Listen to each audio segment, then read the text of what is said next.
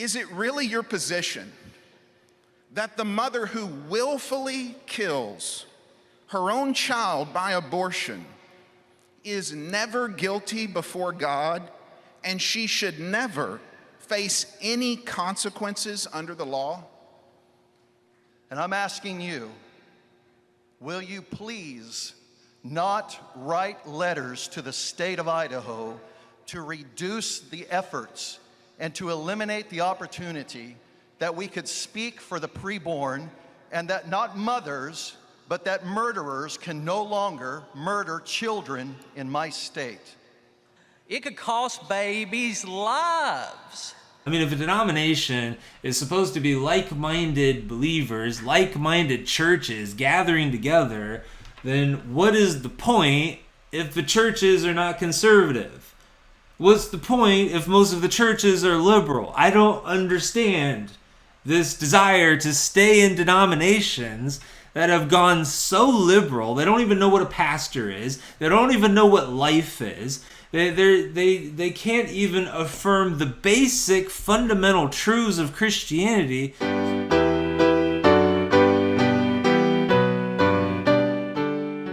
Father God, we come to you this morning and trusting that your truth transforms, the truth of your word. And I pray that you would help us in this life and in this constant walk of transformation. Help us to be continually transformed to your image, continually conformed to the image of Christ. Lord, I pray it in Jesus' name. Amen.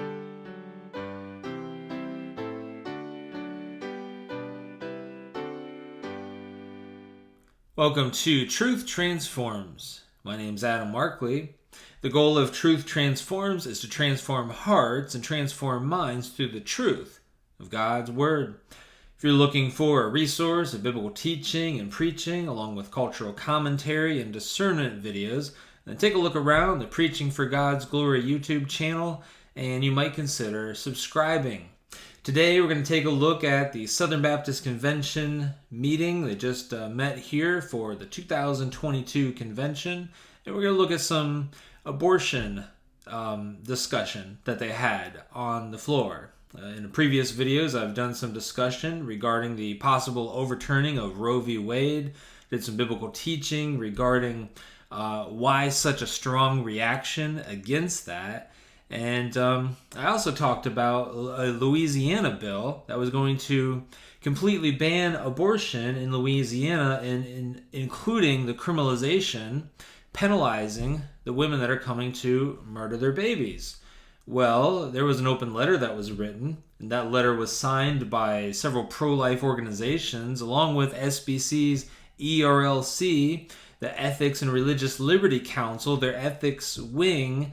They signed an open letter saying, we don't want that. We don't want that in the bill. And so that was taken out of the bill, and the bill was completely pulled out because they don't like anything that criminalizes murderers for murder. Well, that was asked about at the convention, and let's take a look. There's a question for the ERLC on 2A. Thank you, Mr. President. I appreciate that. My name is Brian Gunter. I am a messenger and the senior pastor of First Baptist Church in Livingston, Louisiana. Earlier this year, I worked with my state legislators to introduce House Bill 813 in the Louisiana legislature. HB 813 was a bill that sought to immediately end all abortion in my state by providing equal protection to the child in the womb. Simply stated, if life begins at conception, then our laws should protect life from the moment of conception. So you can imagine my surprise when you signed a letter dated May 12th urging all state lawmakers across America to oppose this bill and others like it, because it would make it a crime for a woman to kill her own child by abortion. I thought that Southern Baptists, when we say we're pro-life, we mean that no person should be able to murder an innocent child in the womb. So this is my question. Is it really your position that the mother who willfully kills her own child by abortion is never guilty before God, and she should never face any consequences under the law?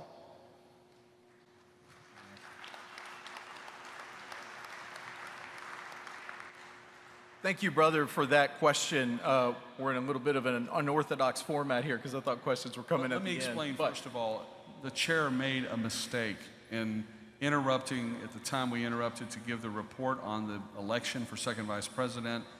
There was, we moved on thinking the ERLC presentation was complete, and it isn't. It would be best if they made their presentation and then come back to your question. Would you welcome that, sir? well, Mr. President, I'll take it now. I'll answer him now. Right ahead. Yep. Brother, here's the deal. We agree on the bottom line. We want abortion ended. We want it ended today. We want it ended tomorrow. We want to end it as soon as humanly possible. But while we hold fast to that goal and continually shout, that is what we want, why not support legislation that promises to save one more life in any context? I will say this, to get the record straight, no letter was sent directly to Louisiana about a Louisiana piece of legislation. It really doesn't matter. It really doesn't matter whether they created the letter or whether they're asked to sign off on a letter. It's the fact that they opposed the bill. Right after the draft opinion from the Supreme Court was leaked, National Right to Life approached us, as well as 75 other pro-life organizations from around the country, to say, hey, this would make sense, since functionally, if this were to be law, or this were to be the final decision, abortion will be returned to the states. It would seem to make sense that we send a letter to legislative leaders in all 50 states to let them know what the principles of the pro-life movement are. And so in a state like California, for example, where we are, it makes sense to send that because they're going to have this issue right in front of them. And in a state like California, they're going to have to take any available win where they can. Here's the reality. You're not going to get me to say that I want to throw mothers behind bars. Boom. That's it right there. He says it's okay to compromise. That's the principle of the pro-life movement. We compromise. We take any little incremental win that we can. Even if we have a bill that's going to go to the House that's going to criminalize abortion, it's going to make it illegal, which is what they say they believe, is what they say they want to happen, but it's not truly what they believe. It's not truly what they want to happen, which is why they organize with other pro-life organizations to completely derail the bill. And then he says, you're not going to get me to say that I want to see mothers behind bars. I thought he was going to say, you're not going to get me to say some kind of gotcha line. But I didn't imagine that he would actually say that, because that should be the goal.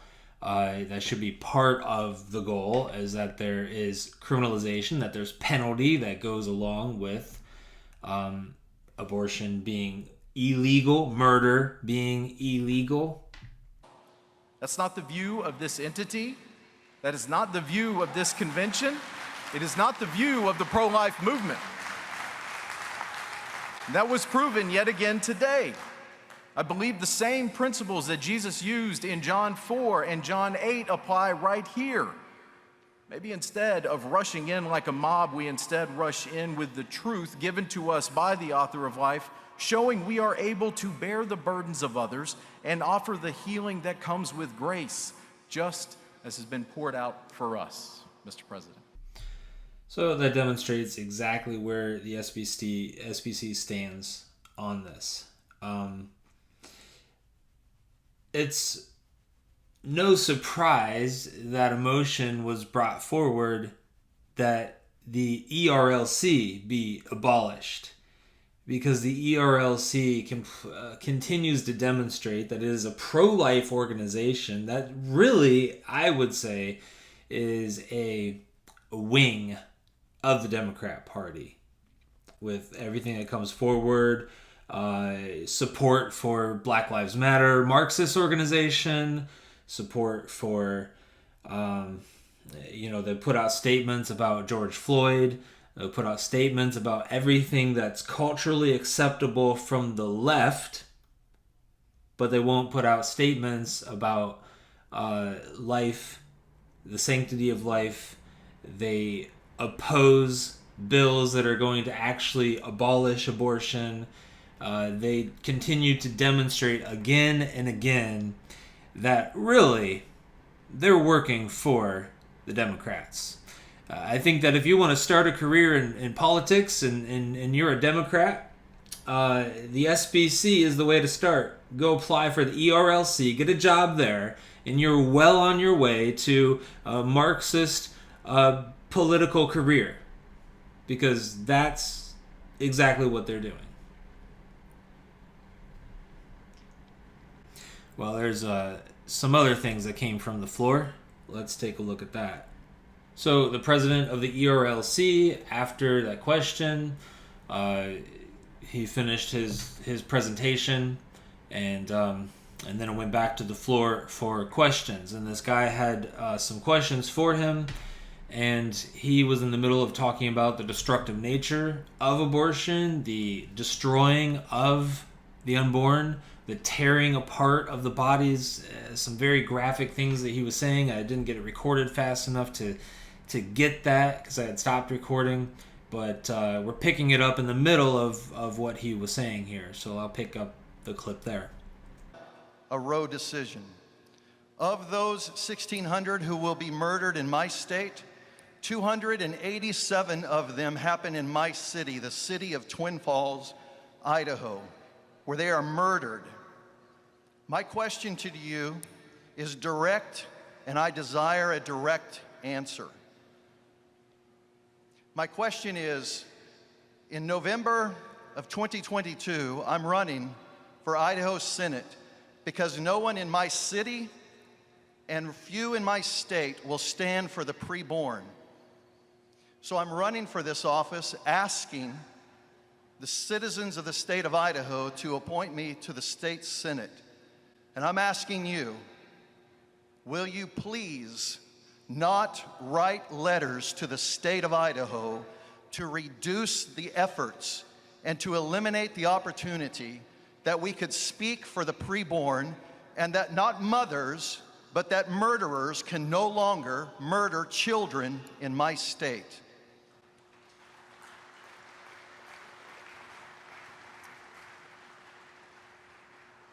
I think, as you have seen here today, our heart is for life. And I don't think that anybody in good faith can contest that. The reality is, we're going to continue speaking for life just in the same ways that we always have. We want to make sure that it is illegal. We want abortion banned. And so we would join with you in that effort. But we also want to make it unthinkable and unnecessary. And we use that language. That's very purposeful language that we use. We use illegal because that speaks for the child. We want it to be illegal to take the life of a preborn child. So we use that term. We are asking for the government to step in and save the life of that child.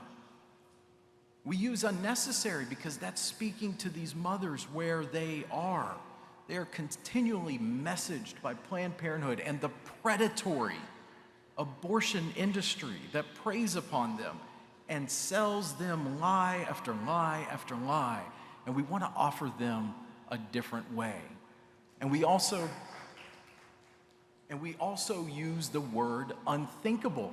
And that word has been used for ages now by the SBC. We use the word unthinkable because we want to cast a vision for the culture, calling the culture to a better way to truly establish a culture of life. So brother, let me hear me say this. I am thankful that you are stepping up to serve the citizens of your state. Good luck with that. And we will be there with you to save lives, serve mothers, and ban abortion and go after the abortion industry. Thank you, Mr. President. So just in case you want a quick translation of that, where he says we're gonna fight this exactly the same way that we've been doing, means no, I'm not gonna guarantee that we're not gonna fight against you. In fact, let me go back and see exactly what he said. I think as you have seen here today, our heart is for life, and I don't think that anybody in good faith can contest that. The reality is, we're going to continue speaking for life just in the same ways that we always have. The reality is, we're going to continue speaking for life just in the same ways that we always have. And he says, no one in good faith can contest that they're for life, but they sign open letters that go to state legislatures for bills that are going to pass by far. Like, there was no issue that the bill wasn't going to pass, not that that matters, but it was going to pass, saying we don't want this bill to pass because it could criminalize the murderers. Well, the questions just seem to dig deeper as somehow conservatives managed to get microphones, because I did get a chance to watch some of the SBC Convention, and it was amazing how it just continues to be this top-down organization, the platform versus the messengers, and it's amazing how those on the platform even got microphones on the floor. All of a sudden, the executive committee would get a microphone on the floor. All of a sudden, the ERLC would get a microphone on the floor. All of a sudden, a false teacher like Rick Warren would get a microphone on the floor and have unlimited time to speak. It's just amazing how that all kind of seems to be coordinated. So, whatever happened, a number of pro-life or abolitionists got microphones, and they were actually able to ask questions of the ERLC president. So let's continue with some of those questions. 8A, do you have a question?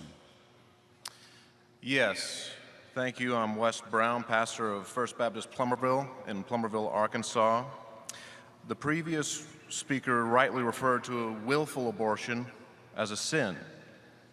My question is it a sin before God by the mother who willfully participates in it? And if so, which law of God did she break?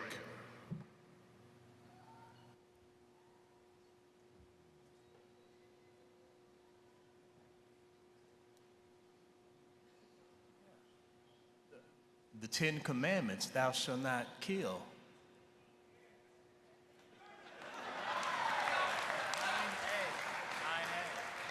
Microphone 9A with a question, please. Yes, Dr. Leatherwood.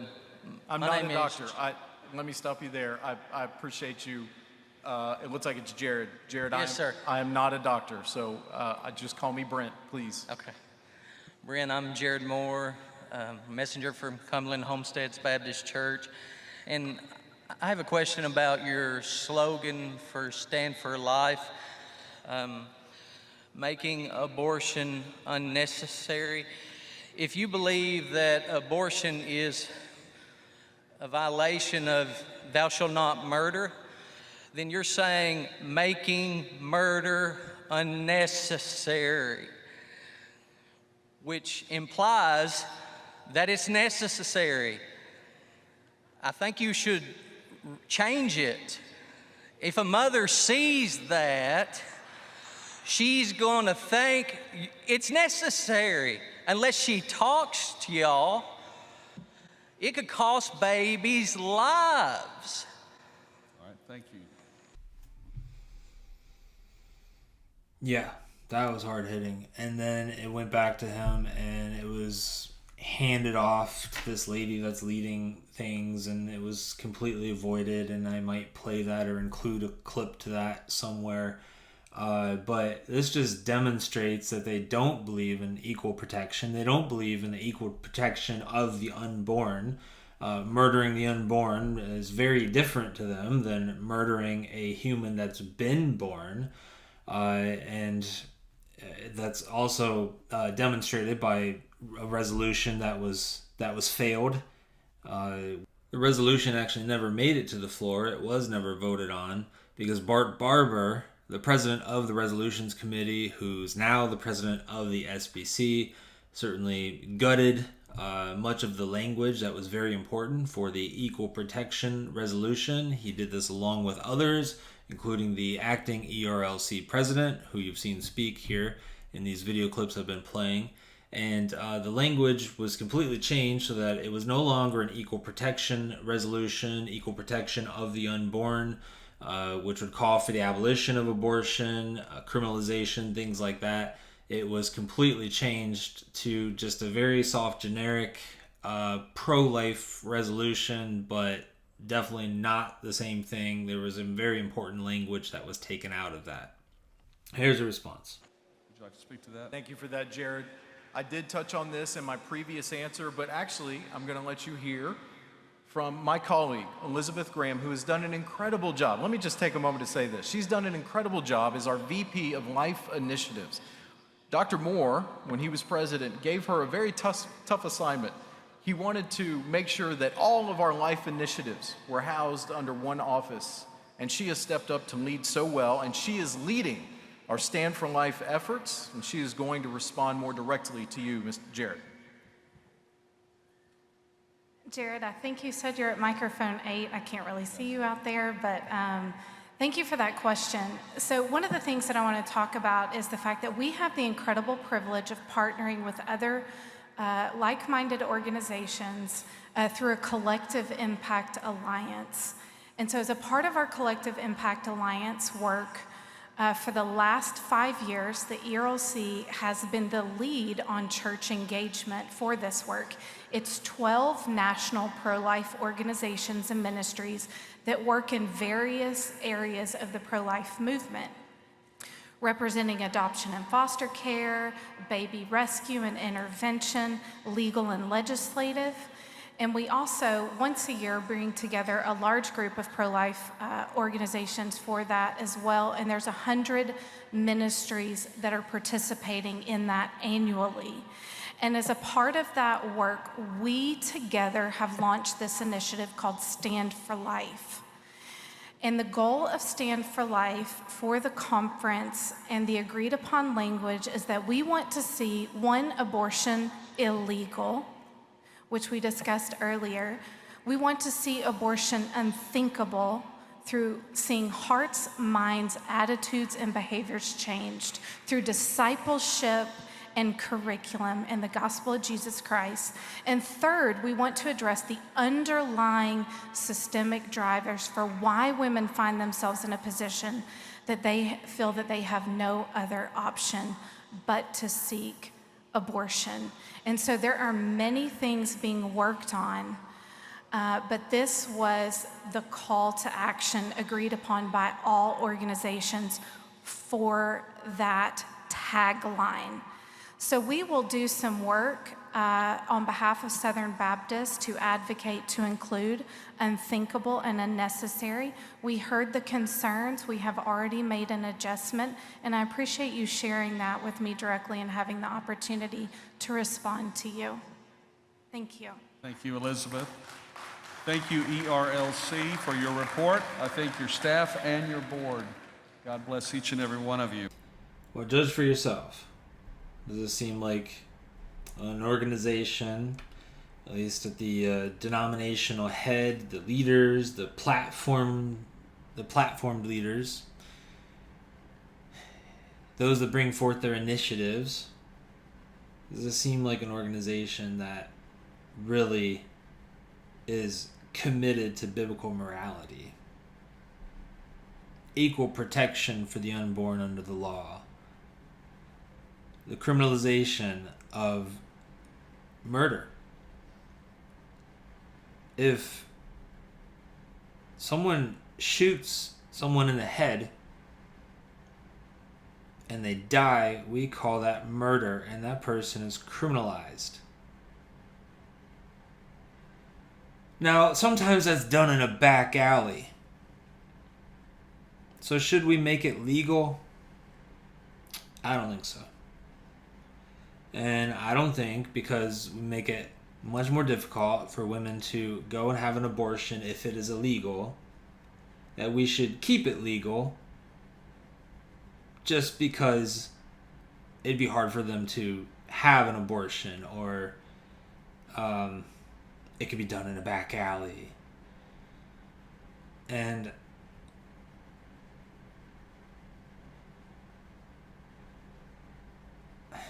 I think we should be willing to just simply call it murder and understand that sin has its consequences, and that's not pitted up against compassionate care for women.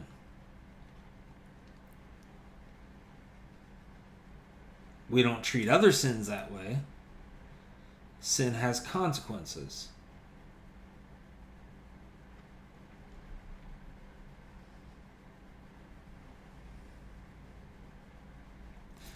So this is what it looks like now in the Southern Baptist Convention. And that's just one issue. Well, I hope that was informative. And stay tuned for more. God bless. Well, I know that's not really enjoyable content to consume necessarily. I mean, it's sad, it's heavy, and it is, but I think it's important to know what's going on in major denominations like the Southern Baptist Convention. It is sad how far they've gone. There's not a drift to the left. I mean, the wheel is turned all the way to the left, and they have been moving to the left as fast as possible for a long time, unfortunately. And it's important to understand. It's important to know that, to see that that's the situation in the SBC and many SBC churches, and that's the situation then because they're representative of evangelicalism, very much so.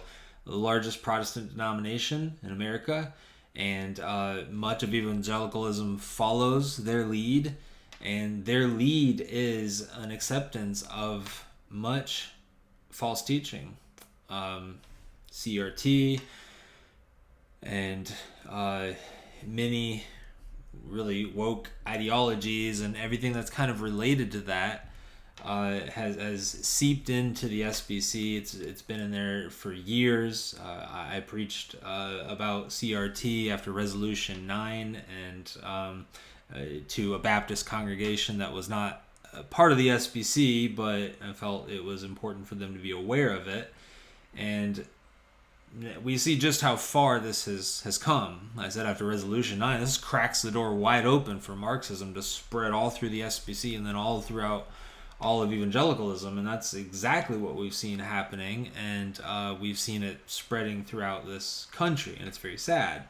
But Christ will build his church. He just doesn't need the SBC to do it, as many have said, and that's very true. And if you're in the SBC, it's really time to think about it if you haven't thought about it already. What do you need the SBC for? I don't really understand the desire for some to just stay in the SBC continually. It's supposed to be that the churches that they're the ones in charge and the convention serves them, but that's not what we're seeing. We're seeing a top-down hierarchy. And so then you have to ask yourself the question, if you're an SBC leader, an SBC pastor, like, what is the point? People have tried to fight the fight. Men like Tom Askell, who lost this year for the presidency and by a very large margin. Last year, it was close between the conservatives and the I want to say Democrats, the conservatives and the moderate or leftists in the denomination. This year it wasn't. It was like 61% to 9% or something like that. So it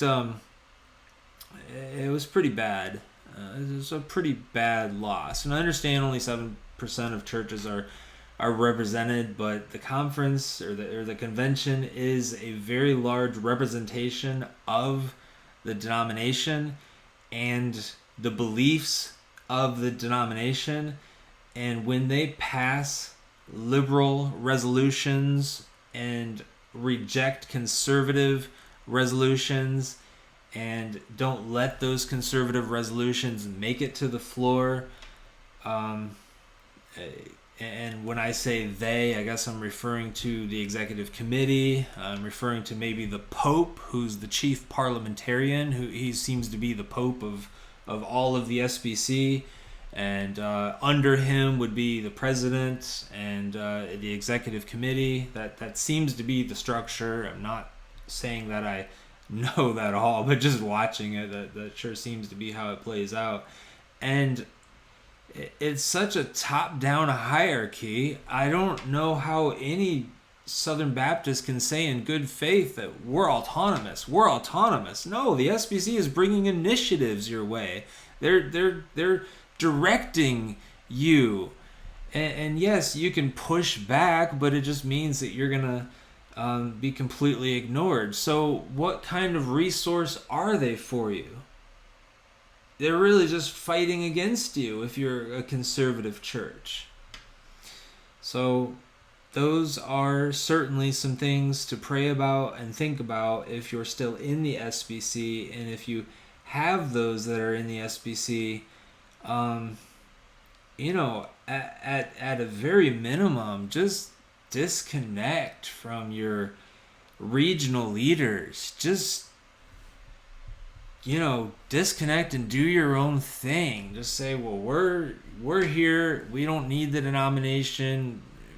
We're maybe not going to leave the denomination because, our SBC lifers in the congregation are not going to allow us to leave the congregation. I'm speaking of maybe pastors saying that, or just people at the church. You realize you're still at the church because you've got people in the church that are SBC for life, and they will never, ever, ever leave the SBC no matter what. And when things are put in front of their eyes, they won't believe it.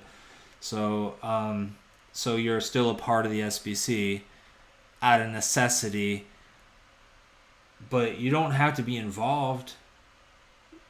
You can just completely disconnect yourself, and you don't have to put SBC all over your website, and you don't have to put SBC all over the place like you're proud of it. In fact, you can hide it. You can be an SBC church and hide it, and maybe disciple your congregation to finally leave the SBC and join a conservative network or something of that sort. I mean, if a denomination is supposed to be like-minded believers, like-minded churches gathering together, then what is the point if the churches are not conservative? What's the point if most of the churches are liberal? I don't understand this desire to stay in denominations that have gone so liberal. They don't even know what a pastor is. They don't even know what life is. They can't even affirm the basic fundamental truths of Christianity. So I don't understand the desire to stay in a denomination and just continue to stay in a denomination that doesn't even affirm basic conservative theological truths. If you have a good reason and you've come across this video, let me know in the comments. I'd love to see it. Because I've come to the conclusion that if you're a pastor, an elder, a leader in your church, the only reason why you would stay in the SBC at this point is because you have a congregation that will split or implode or fire you if you even mention the idea of leaving the denomination. That's the only reason that I can come up with that you would partially or temporarily stay in the denomination. Otherwise, I don't really understand what the point of staying would be. So, case you wondered where I'm at on that, that's my thought about it. I've considered looking into church planning with the SBC until I saw how woke they are. And so, it's hard to find conservative networks these days. It's hard to find conservative churches these days. It's hard to find churches that aren't woke these days. It's hard to find churches that just are convictional these days. So, if you've come across this and you've continued watching this far, then that's kind of what I'm about. That's I want to see convictional Christians. I want to see convictions that don't fear man. They fear God more than men. And we need more churches like that. We need more Christians like that. We need more preachers like that. We need more pastors like that. We need more Christian leaders like that. And so that would be my prayer and my hope. I hope that's your prayer and your hope. And so if you want to see more content like this, then go ahead and hit the like button, the subscribe button, all the stuff you're supposed to do. It does help. It does help reach more people, definitely. And God bless. And may God continue to build his church.